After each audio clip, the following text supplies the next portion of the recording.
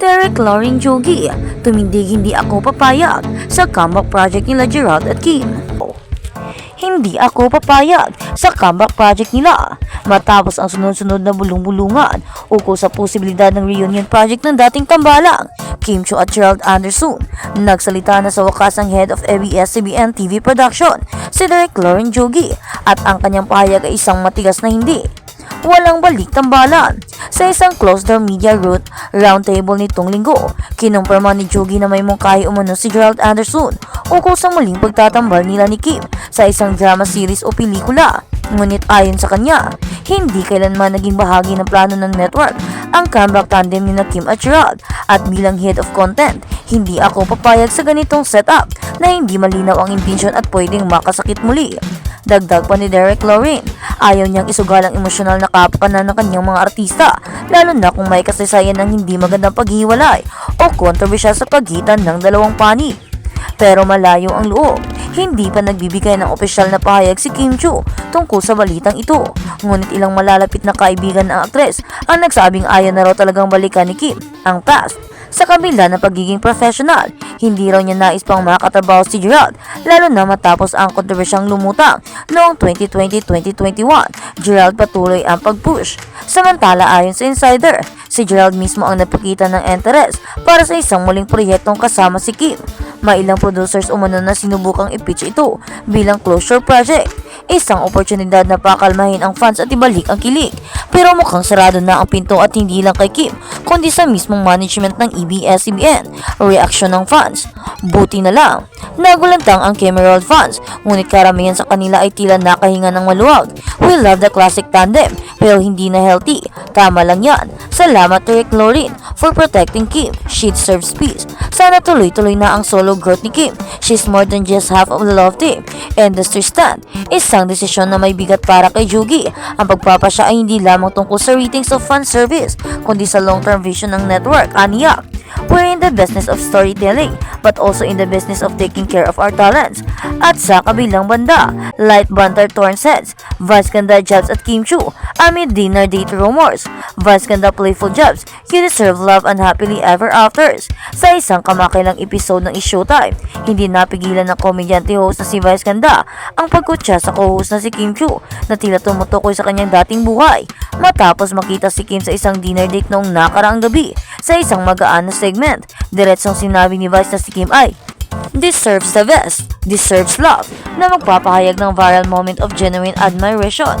Bagamat pinili ni Kim na huwag nang magsalita ng marami, pagpili para sa isang mahiyaing ngiti at katahimikan, ang mapaglarong Vice ay hindi mapag-aalinlangan na pumukaw ng haka-haka tungkol sa isang posibleng romantikong interes.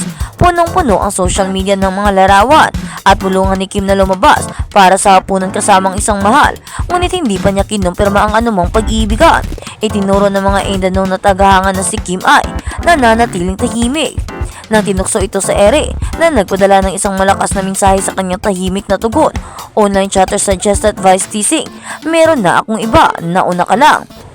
Maaaring kinutukso si Kim at ang rumored bio nito, posibleng aktor na si Paolo Avellino, kasaysayan ng suporta at banter. Hindi nga ito ang unang pagkakataon na napakita ng suporta si Vice sa personal na buhay ni Kim.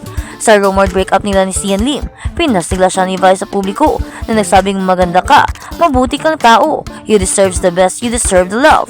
Minsan din siyang tinukso ni Vice na lumahok sa segment na pakikipag-date na palabas na pabirong iminumungkahi. Kailan ka papasok dito? Si Kim gaya na dati ay guminti at tumalikod. Ang suportang ito ay may halong panunukso at naging trademark ng kanilang pagkakaibigan sa screen. Mga reaksyon ng netizens, she's glowing. Mabilis na matapos maipalabas ang episode, kinuha ng mga tagahanga ang social media. Iba ang aura ni Kim ngayon, tunay na glow. Lagi namang alam ni Vice kung paano makita kung masaya ang isang tao.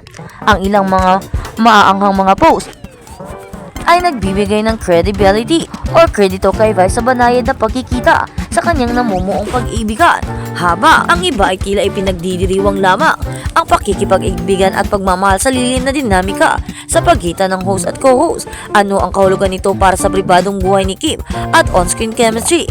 Laging pinapaalagahan ni Kim ang kanyang privacy, lalo na pagdating sa relasyon. Ngunit ang kanyang kamakailang pagpayag na manatiling tahimik sa gitna ng panunukso ay maaaring magpahiwatig ng bagong kaginawaan sa pagiging nasa mata ng publiko kapag masaya. Para naman kay Vice, parang kinagap niya ang papel ng panunukso ng gatekeeper, parehong protective at bastos, siguraduhin alam ng audience na inalagaan si Kim.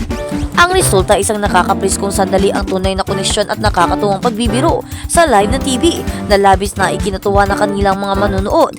Biniro ni Vice ganda si Kim Chiu sa Showtime matapos lumabas ang chismis tungkol sa isang dinner date. Nananatiling tahimik si Kim sa isang tugon na mas malakas kaysa salita. Natuwa ang mga fans sa magilyo ng panunukso at suporta ni Vice. Maaaring hudya si Kim ng bago, mas bukas na kabanata sa kanyang romantikong buhay. At sa kabilang banda, pumirma si Paolo Avellino sa Star Magic.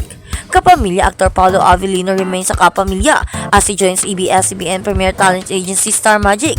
Ito ay inanunsyo sa pamamagitan ng official social media accounts ng Star Magic kanina na ikinakatuwa ng kanyang mga taghanga, isang award-winning actor at isang mga pinakahangad na leading men.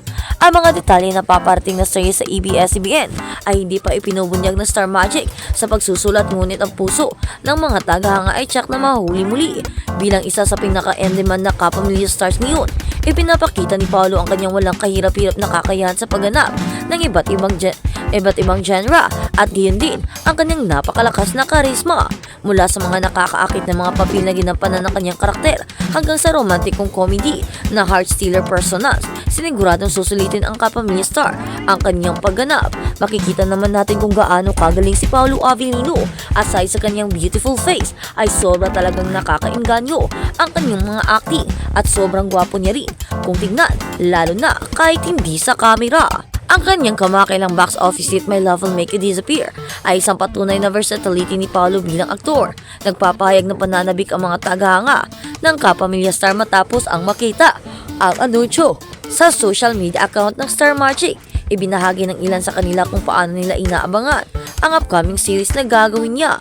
I'm excited for what's to come. So happy for you, Paolo. A fun road. Umuwi na bituin. Maligayang pagbabalik sa Star Magic. Pao, palagi kang may pagmamahal at suporta na sasabik sa lahat bagay na nasaunan mo. Ibinabahagi ng isa pang fan na kasungkit si Paolo ng ilang nominasyon at parangal para sa iba't ibang hit series at pelikula. Ilan sa kanyang mga parangal ay ang Best Actor sa 2024 TAG Awards Chicago at marami pang iba. Sundan ang official social media accounts ng Star Magic para sa karagdagang detalye tungkol sa mga paparating na proyekto ni Paolo Avellino at panigurado, hindi kayo madidismaya o hindi kayo madidisappoint sa magiging pelikulang inyong makikita, lalo na sa mga pelikulang ginagampanan ni Paolo Avellino, lalo na pagkasama niya si Kim, dahil talagang masasabi mo na ang powerful nilang tandem, ang ganda ng magiging pelikula nila, ang gaganda ng mga nagiging results at sobrang nakakainganyo ang bawat pelikulang ginagampanan nila. Kaya naman, Kim at Pao,